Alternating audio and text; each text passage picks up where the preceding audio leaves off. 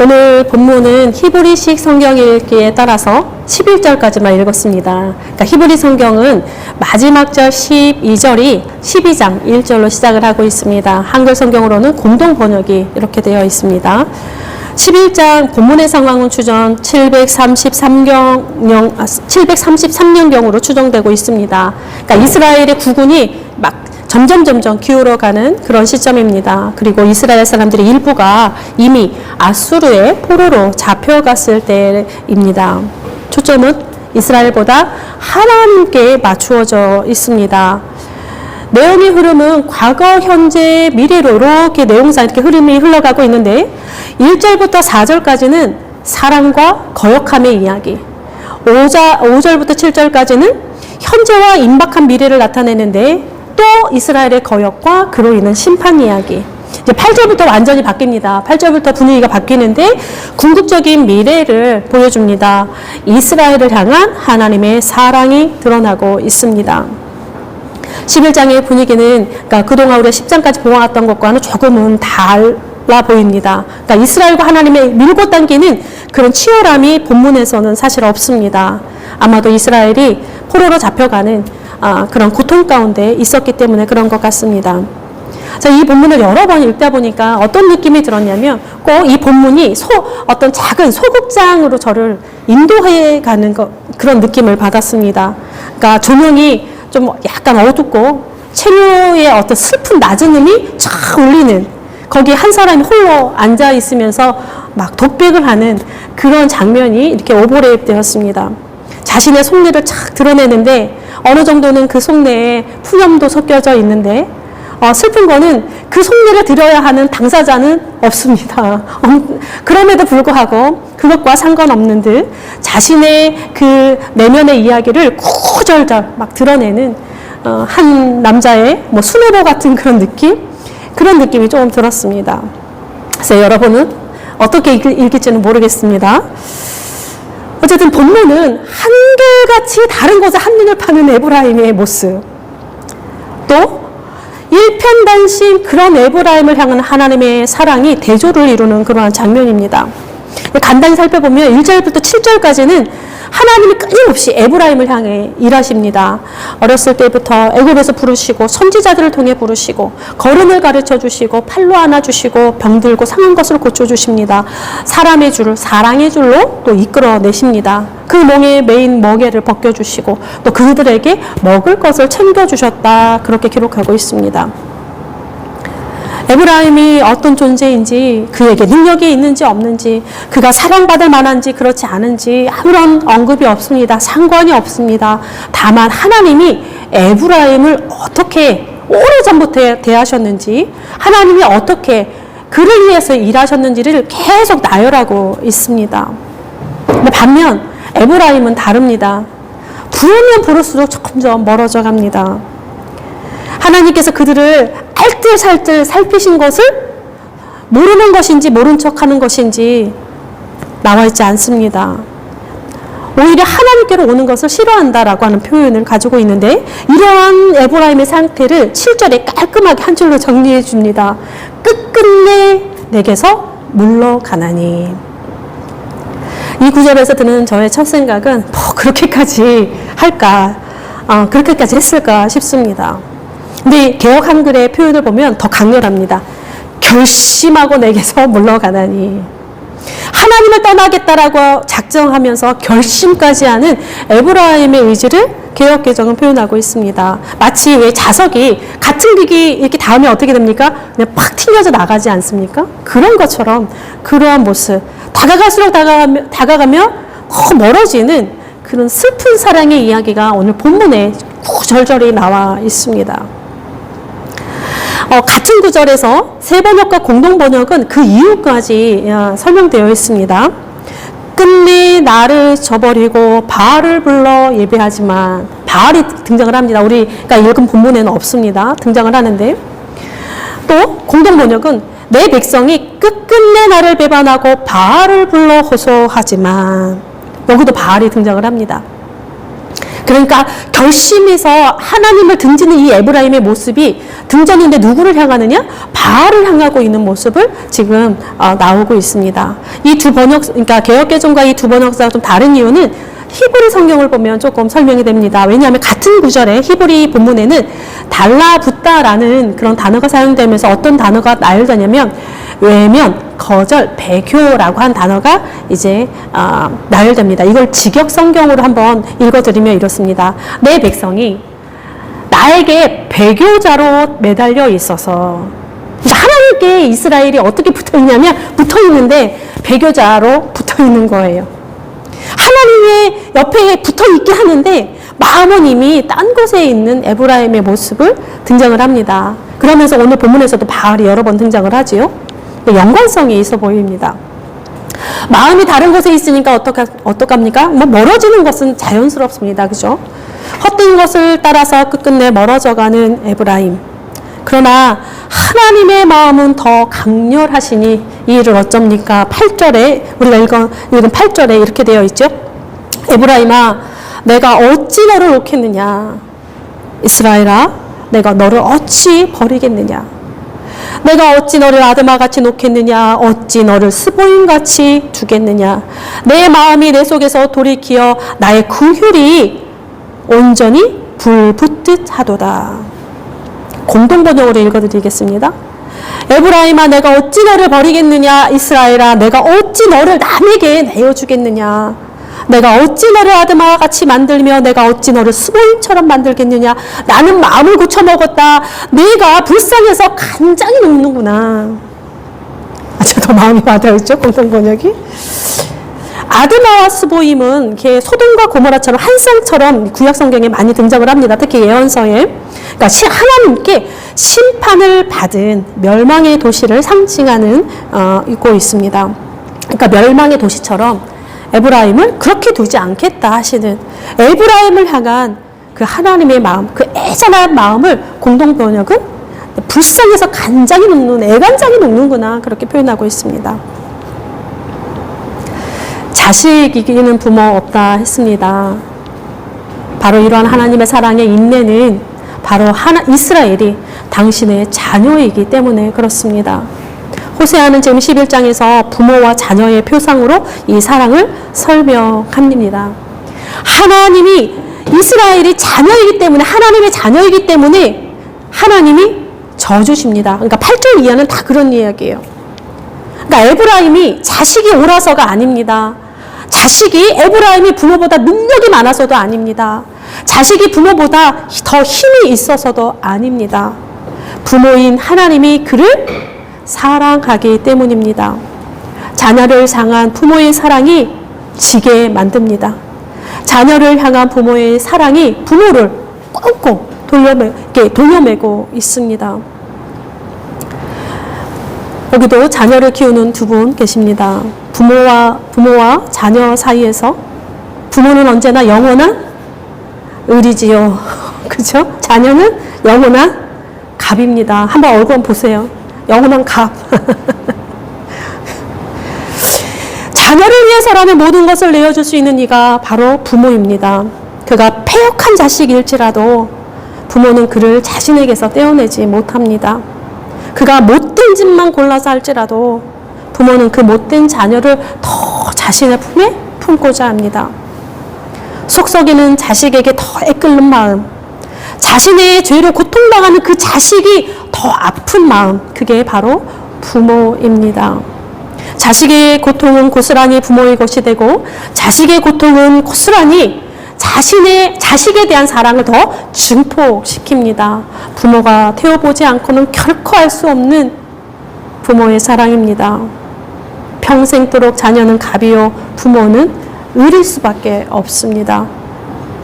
하나님과 우리 사이에서도 하나님의 사랑은 영원한 을이십니다. 성경 전체가 그냥 우리가 갑이에 보면 하나님의 을 자리에서 계속 끊임없이 구애하시는 하나님의 부모이신 하나님의 모습이 드러납니다. 그 사랑이 십자가에 자신의 독생자를 내어 놓았습니다.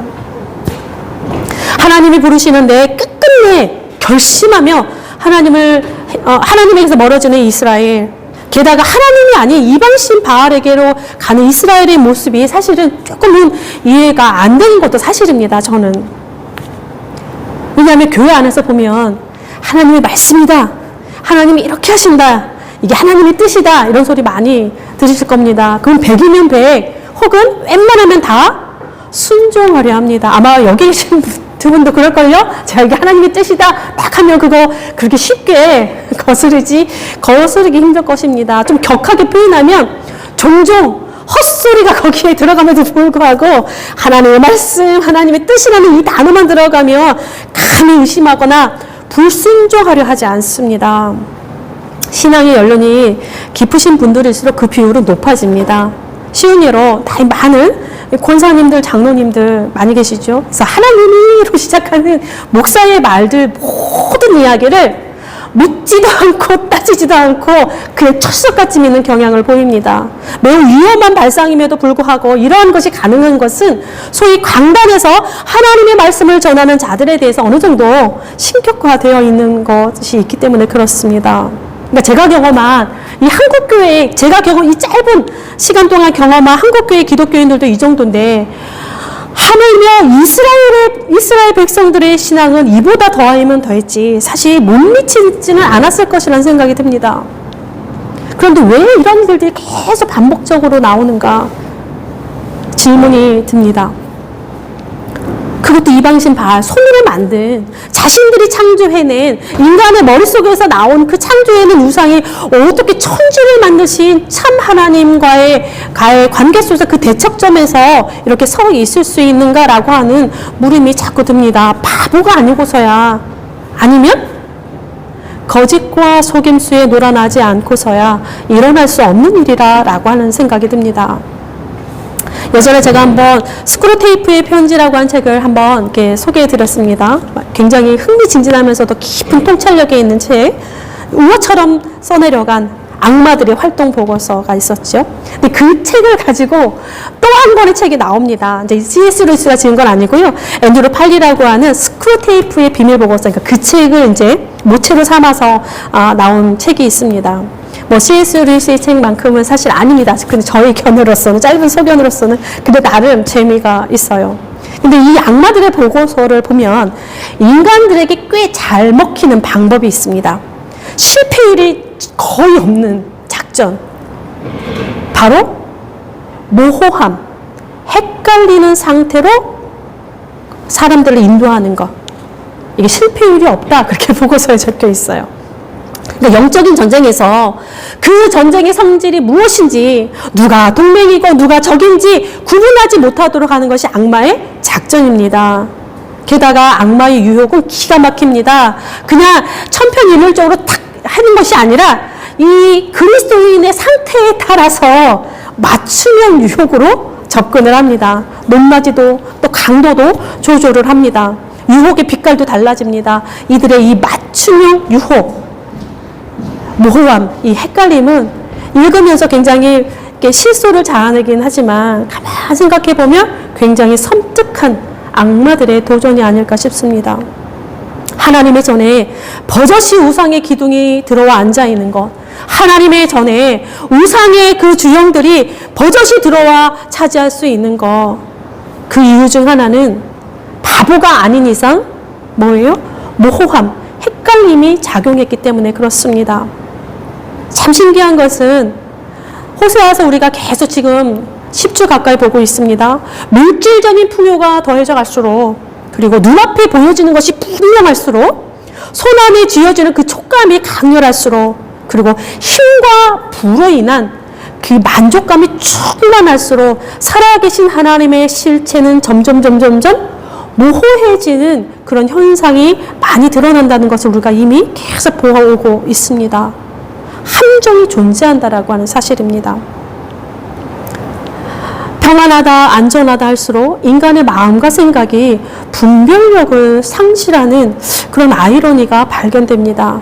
물론 정반대의 경우도 있습니다. 모두가 방탕하면 모두가 방탕하지 않은 것이 되지요. 모두가 포악하면 모두의 포악함이 되지 않는 것이 현실이기도 합니다. 어쨌든 그러나 그것보다 더 평안하다, 안전하다, 부유하다, 풍요롭다 할 때에 훨씬 더 하나님을 향한 모험이 우리 안에 존재하면서 싹이 튼다라는 사실입니다. 파스칼이 인간에게는 고정된 지점이 반드시 필요하다라고 이야기를 합니다. 어쩌면 이 고정된 지점이 우리의 필요한 그러한 모험을 해결할 수 있는 그러한 돌출구 중에 하나는 아닌가 싶습니다. 왜냐하면 고정된 지점이 있어야 우리가 현실을 제대로 파악할 수 있기 때문에 그렇습니다. 우리가 어떤 사물을 볼 때 너무 멀리 있어도, 너무 가까이 있어도, 너무 높이 있어도, 너무 낮은 곳에 있어도 그것을 파악하기가 힘듭니다. 모든 것에는 그것을 바라보기 위해 적당한 지점이 항상 고정된 지점이 필요하다. 그렇게 파스칼은 이야기를 합니다. 우리의 마음도, 우리의 생각도, 우리의 판단도, 우리의 언어도 마찬가지인 것 같습니다. 움직이지 않는 고정된 지점을 우리가 놓치지 말아야 되는데 우리는 쉽사리 놓쳐버립니다. 처음에는 하나였습니다. 그것이 하나님의 말씀이, 하나님의 존재가 고정된 지점으로 확실하게 자신들을 이끌어내는 그러한 분별력의 어떤 깃대와 같았습니다. 그런데 그 고정된 지점 주변에 여러 가지 것들이, 모호한 점들이 찍히는 것은 아닌가, 이런 생각이 들었습니다. 하나님의 말씀처럼, 하나님처럼, 하나님의 뜻처럼 비슷해 보이는 것들이 이 고정된 지점에 하나님 주변에 막 찍히는 거예요. 그러다 보면 고정된 지점이 원래 어디에 우리가 찍었는지, 처음 어디에 찍혔었는지 알 수가 없습니다. 헷갈립니다. 모호해집니다. 그런데 상관이 없습니다. 왜냐? 그쯤 어딘가에 있으니 하나님과 멀어지지 않을 것 같은 생각이 자꾸 들어옵니다. 예배도 드리고 헌금도 하고 봉사도 하고 하니까 적당히 봐주시지는 않을까? 하나님의 전을 아름답게 하는 저 주상이 뭐 우상이 될 수 있겠어? 대수롭지 않습니다. 우리 하나님이 더 중요하다고 우리가 믿고 있는데, 하나님께 행하던 어떤 관습이, 이방신에게 했던 우리의 어떤 관습이 왠지 하나님의 제에도 어울릴 것 같아서 우리가 하나님에게 드리는 건데 무슨 다른 길로 갈 수가 있겠어? 그냥 더 어울리고 근사하니까, 그 예배에 더 어울릴 것 같으니까 괜찮을 것 같은 생각이 듭니다. 우리가 하나님을 잃어버린 것이 아니니까 대수롭지 않아 보입니다. 우리의 마음이 기쁘니 하나님의 마음도 기쁠 것 같습니다. 그러니까 모호함, 헷갈림이 계속 늘어나면서 거짓에 놀아나는 꼴이 됩니다. 눈에 보여지는 것, 만져지는 것, 이런 것에 집중하다 보니까 우리 뒤에 남겨지는 이 결핍을 우리가 깨닫지 못합니다. 우리의 뒤에 남겨진 그 그늘의 깊이와 넓이가 얼마만큼인지 우리가 무지합니다. 늘 하나님의 정과 가깝고 늘 하나님께 예배하는 삶을 살아가지만 무엇이 진리인지 분별하는 그 진리의 칼날은 자꾸 무디어져 갑니다. 그래도 적당히 괜찮아 보입니다. 나는 매일 성경을 읽고 매일 묵상을 하고 여러 번 예배도 드리고 유튜브를 통해서 기라성 같은 목사님들의 말씀도 많이 들으니 왠지 하나님과 가까워진 것 같습니다. 횟수를 따져보니까 그렇게 스스로 되뇌입니다. 그런데 이런 모호함과 헷갈림 속에서 춤추다 보면 우리의 배는 어디에 도달하는지 모릅니다. 우리의 신앙을 분별하는 고정된 지점이 명확하게 보이십니까? 아니면 예전에 나에게 고정된 지점은 있었으나 내가 신앙의 연수가 더해져 갈수록 우리의 가치와 신념과 우리가 살면서 우리가 경험하게 되는 그 이상과 또 결합되는 그 비슷한 것들이 막 하나님 주변에, 하나님도 중요하고 이것도 중요하고 하나님을 믿는 막 주변에 너무 많은 점이 찍혀서 모호하게 만드는 것은 아닌지, 어느 것이 본질이고 어느 것이 비본질인지 분간이 안 되는 것은 아닌지 생각해 볼 필요가 있습니다. 그 고정된 지점이 희미해지진 않았는지, 변색되지는 않았는지, 제자리에 있는지, 우리가 바라보아야 할 고정된 지점이라고 하는 것이 도대체 무엇인지 우리가 끊임없이 새롭게 하며 확인할 필요가 있는 것 같습니다. 그럼에도 우리 실존이 이렇게 연약함에도 불구하고 끊임없이 모호함과 헷갈림 속에서 우왕좌왕하면서 바알에게 갔다가 또 하나님에게로 갔다가 이렇게 갈팡질팡하면서도 우리는 또다시 희망을 품는 것은 사랑에 있어서, 우리를 향하신 사랑에 있어서 언제나 의리신 우리 하나님, 그 하나님이 우리의 아버지이기 때문에 오늘도 우리는 희망을 품습니다. 그 하나님이 우리의 고정된 지점이기 때문에 그렇습니다. 사랑 때문에 늘 우리에게 져주시는 하나님 때문에 우린 다시 소망을 품고 한 주간을 시작하려 합니다. 이 한 주간에도 우리에게 영원한 을로 다가오시는 아버지, 그 사랑 가운데서 새 힘 얻으시기를 바라고, 또 우리의 고정된 지점이 무엇일까 고민하며 새롭게 하는 그런 한 주간이 되시기를 바랍니다. 기도하겠습니다. 우리를 향한 사랑도, 우리를 향한 계획도 언제나 선하고 거룩하신 하나님이신 것을 믿습니다. 우리가 깨닫지도 기억하지도 못하는 모든 순간에도 선하신 주의 손이 함께하였음을 고백하며 감사드립니다. 우리의 수없이 많은 패역함에도 불구하고 사랑으로 애간장을 태우신 하나님, 우리가 그 사랑을 깊이 깨닫게 하여 주사 거짓과 배교와 모호함과 헷갈림에서 돌이키게 하옵소서. 우리의 예배에서, 우리의 신앙의 삶에서 모호함을 걷어내 주시고 우리의 헷갈림을 분별하게 하옵소서. 하나님의 말씀이 우리가 가는 길에 고정된 지점이 되게 하여 주사 흔들리지 않는 사랑으로 주께 응답하게 하옵소서. 오늘은 설날입니다. 많은 가정들이 또 가정들을 오고 가는 그러한 시간들입니다. 하나님, 이 땅의 모든 가정들이 행복한 웃음을 지을 수 있는 그러한 날이 될 수 있도록 도와주시고, 쓸쓸하고 외롭게 잊혀지는 이가 없도록 도와주옵소서. 전쟁으로 황폐해진 곳에서도 하나님으로 인하여 소망의 꽃이 피게 하시고, 폭력으로 물든 어둠 속에서도 하나님으로 인하여 빛을 발견하는 한 주가 되게 하옵소서. 우리가 그 빛이 되게 하시고 우리가 그 소망의 꽃이 되게 하옵소서. 우리 삶의 고정된 지점이 되시는 예수 그리스도의 이름으로 기도드립니다. 아멘.